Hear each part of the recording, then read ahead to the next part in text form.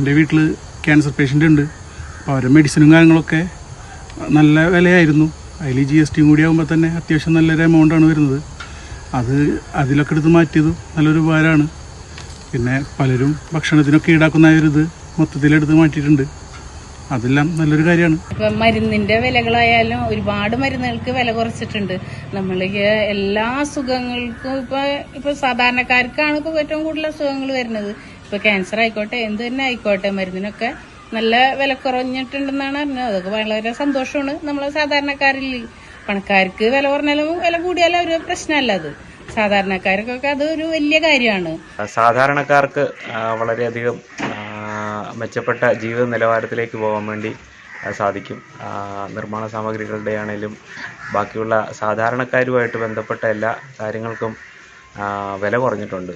അപ്പോൾ അതിന് കേന്ദ്ര സർക്കാരിനോട് വളരെയധികം നന്ദി